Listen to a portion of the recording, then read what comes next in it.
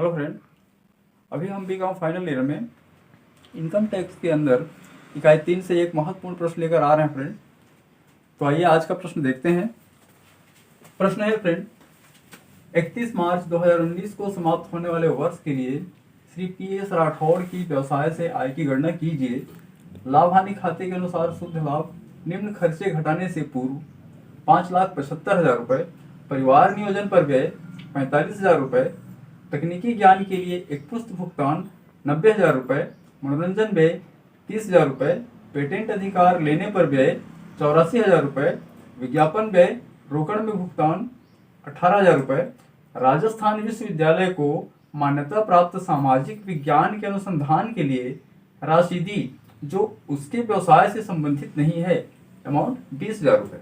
उत्पाद शुल्क के लिए आयोजन 45,000 रुपये, उसने आयकर रिटर्न दाखिल करने की देय तिथि तक 20,000 रुपये का भुगतान किया। फ्रेंड, आज का यह जो क्वेश्चन है इसमें आप देख पाएंगे कि परिवार नियोजन और साथ में अमूर्त संपत्तियों से संबंधित कुछ मदें दी गई हैं, जिसमें कि एक्साइज ड्यूटी, उत्पादन शुल्क भी शामिल हैं। तो इसको आयकर अधिनियम के अंदर किस तरह से इसके लिए प्रावधान बताया हुआ है फ्रेंड, उनको हमको ध्यान में रखते हुए इसको अप्लाई करना पड़ेगा। सॉल्व। व्यवसाय से आय की गणना, व्यवसाय से आय की गणना, हाँ ये होगा फ्रेंड कर निर्धारण वर्ष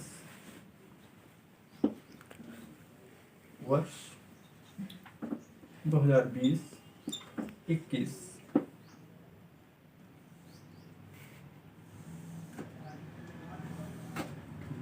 सबसे पहले हम यहाँ शुद्ध लाभ हानि खाते से यहाँ ले आएंगे फ्रेंड। शुद्ध लाभ 5,75,000 रुपये,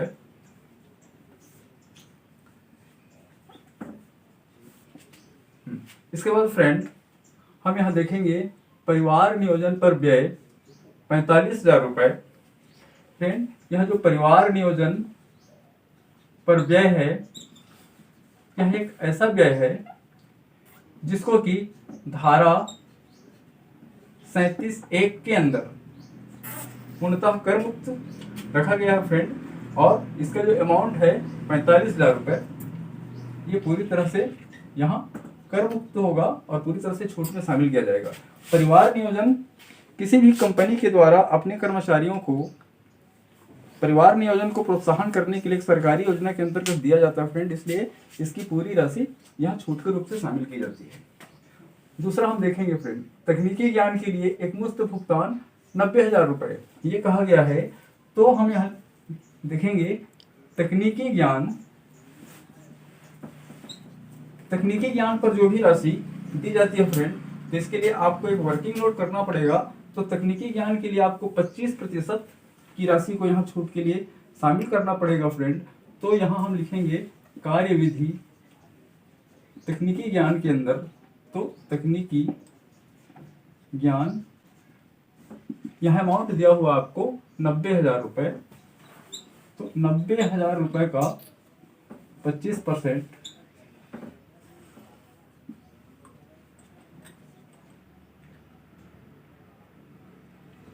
22,500 रुपये, ये आपका 22,500 रुपये यहाँ आपको सबमिट करना पड़ेगा फ्रेंड। ये इस तरह से ये हो गया। इसके बाद हम देखेंगे तो मनोरंजन व्यय 30,000 रुपये। तो मनोरंजन व्यय की पूरी राशि छूट के रूप से शामिल की जाती है फ्रेंड। मनोरंजन व्यय की पूरी राशि छूट के लिए शामिल की जाएगी। ये अमाउंट हो जाएगा फ्रेंड आपका 30,000 रुपये। इसी तरह पेटेंट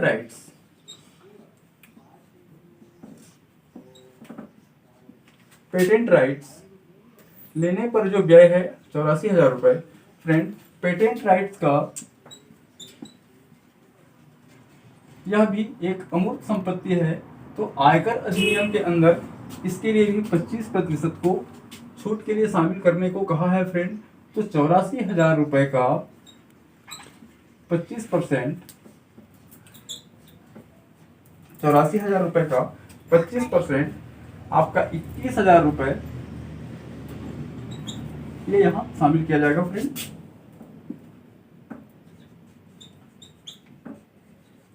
हाँ, इसके आगे विज्ञापन व्यय रोकड़ में भुगतान किया 18,000 रुपए। तो विज्ञापन व्यय के अंदर फ्रेंड 20,000 रुपए तक पूर्णतः छूट होता है। क्योंकि 18,000 रुपए की राशि 20,000 से कम है, इसलिए इसमें पूरी राशि छूट में शामिल की जाएगी फ्रेंड। और ये अमाउंट 18,000 रुपए पूरी राशि को यहाँ छूट में शामिल करना होगा। तो फ्रेंड इसके बाद कहा है राजस्थान विश्वविद्यालय को मान्यता प्राप्त सामाजिक विज्ञान के अनुसंधान के लिए राशि दी जो उसके व्यवसाय से संबंधित नहीं है, और ये अमाउंट 20,000 रुपए है।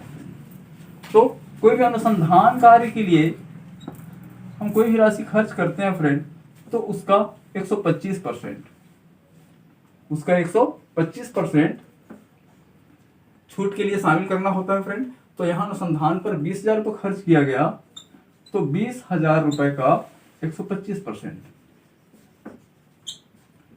फ्रेंड, तो ये हो जाएगा 25,000 रुपए। तो 25,000 रुपए हम यहाँ अनुसंधान कार्य के लिए शामिल करेंगे फ्रेंड। तो यहाँ लिखेंगे अनुसंधान व्यय। अनुसंधान व्यय में 25,000 रुपए यहाँ छूट के लिए शामिल की गई। अब इसके बाद हम देखते हैं फ्रेंड, तो यहाँ है उत्पादन शुल्क के लिए आयोजन 45,000 रुपए। तो अब इस अकाउंट को थोड़ा आगे ले जाएंगे फ्रेंड, तो हम यहाँ एक और कार्यविधि पे आएंगे और यहाँ देखेंगे इस अकाउंट को थोड़ा आगे बढ़ा लें इस तरह से। हाँ, तो अनुसंधान व्यय के आगे हम आते हैं उत्पाद शुल्क के लिए आयोजन 45,000 रुपए। तो हम यहाँ लिखेंगे उत्पादन शुल्क। उत्पादन शुल्क के लिए धारा 43B, धारा 43B के अंदर एक प्रावधान है फ्रेंड्स, जिसको आपको समझना पड़ेगा कि उत्पादन शुल्क के लिए 20,000 रुपए की राशि कटौती के लिए स्वीकृत की जाती है फ्रेंड। 20,000 रुपए की राशि कटौती के लिए स्वीकृत की जाती है। यहाँ 45,000 रुपए दिया गया है। उसने आयकर रिटर्न दाखिल करने की देय तिथि तक 20,000 रुपए का भुगतान किया, तो ये 20,000 रुपए हम यहाँ शामिल करेंगे फ्रेंड। अब ये पूरी राशि का जो टोटल है, पूरी राशि का टोटल 1,81,500 रुपए, 1,81,500 रुपए